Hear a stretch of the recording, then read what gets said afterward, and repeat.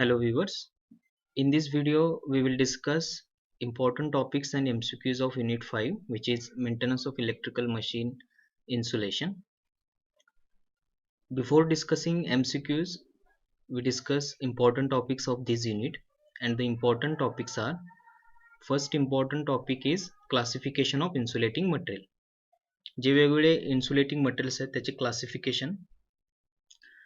Then next is properties of insulating material. जे insulating material आहे त्याच्या वेगवेगळ्या ज्या प्रॉपर्टीज आहेत त्या properties. Third one is the factor affecting the life of insulating material. म्हणजे असे कुठले फॅक्टर्स आहेत की जे इन्सुलेटिंग मटेरियलच्या लाईफला अफेक्ट करतात. And last one is the testing of transformer oil. these are the four important topics in this unit. Now we will discuss MCQ. So first MCQ is question number 1. Insulating material offers dot dot resistance to flow of current. जे insulating material कुठला resistance offer करतो flow of करंटला, म्हणजे करंटला कुठला resistance offer करतो. And options are: option A is very high, option B is very low, option C is moderate and option D is none of the above. And the answer is very high. कारण की insulating मटेरियलचं कामच ते असते की it oppose very high resistance to the flow of current. जो current flow होतो त्याला खूप जास्त हाय रेजिस्टन्स ऑफर करायचा, जेणेकरून तो करंट फ्लो होणार नाही.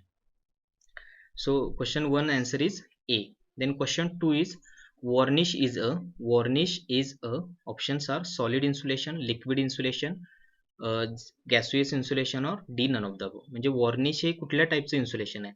सॉलिड इन्सुलेशन आहे का लिक्विड इन्सुलेशन आहे का गॅसोयस इन्सुलेशन आहे? Then option is liquid insulation. Okay, तर इन्सुलेशनचे वेगवेगळे टाईप्स आहेत, त्यामध्ये सॉलिड इन्सुलेशन, लिक्विड इन्सुलेशन आणि गॅसोयस इन्सुलेशन असे 3 टाईप्स आहेत. तर जे सॉलिड इन्सुलेशन आहे, सॉलिड इन्सुलेशनमध्ये obviously wood, paper, plastic, rubber, mica, bakelite, polystyrene, porcelain, asbestos आणि सिरॅमिक्स हे सगळे जे कंपोनंट्स आहेत ते सॉलिड इन्सुलेशनमध्ये येतात. त्यानंतर varnish, mineral oil, petroleum oil आणि हायड्रोकार्बन्स हे सगळे लिक्विड इन्सुलेशनमध्ये येतात. त्यातला जो वॉर्निश आहे तो वॉर्निश कशामध्ये येतो? तो liquid insulation. And last one is the air, SFC gas, nitrogen, neon, hydrogen, H2, त्यानंतर CO2 म्हणजे कार्बन डायऑक्साईड, हे सगळे आपले गॅसोयस इन्सुलेशनमध्ये येतात. सो क्वेश्चन 2चा आन्सर आहे, answer is B. Then question number 3 is what is the property of insulating material? And options are: A, prevent the unwanted flow of current, B, allow the unwanted flow of current, C, increases the unwanted flow of current, and D, decreases unwanted flow of current. And the answer is prevents the unwanted flow of current. Insulating मटेरियलची main property काय? तर ती prevent करते कशाला?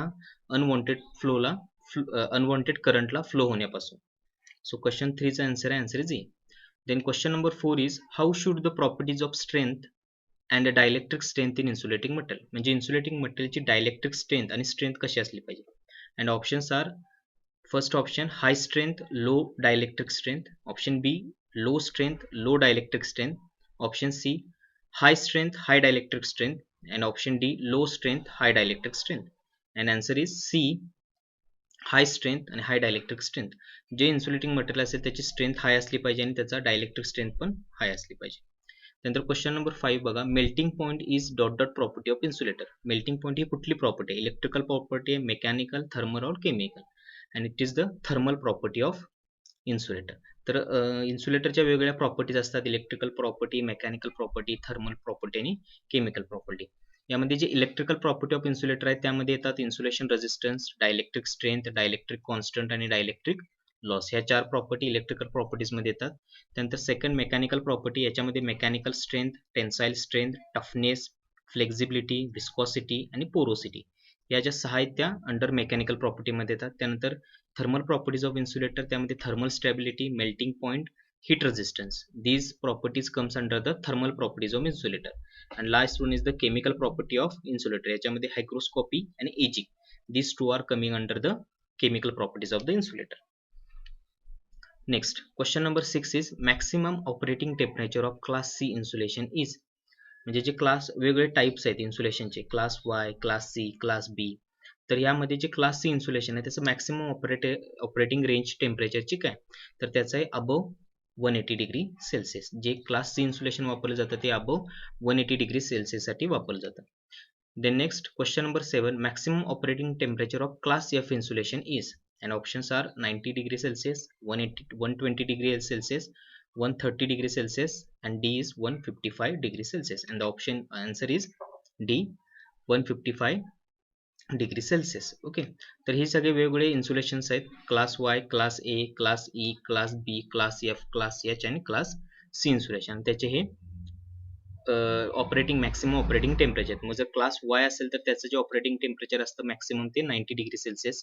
Class एचं असतं 105 degree Celsius, class ईचं 120 degree Celsius, class बीचं 130 डिग्री सेल्सिअस, क्लास एफचं 155 डिग्री सेल्सिअस, क्लास एचचं 180 डिग्री सेल्सिअस आणि क्लास सीचं अबव 180 डिग्री सेल्सिअस. तर याच्यावरती तुम्हाला क्वेश्चन्स डिझाईन होऊ शकतात.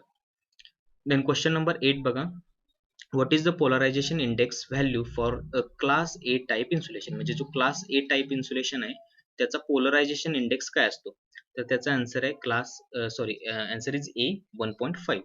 1.5 हा क्लास ए साठी पोलरायझेशन इंडेक्स आणि 2.0 हा क्लास बी टाईप इन्सुलेशन साठी. ओके, तर क्वेश्चन नंबर 8चा आन्सर इज ए.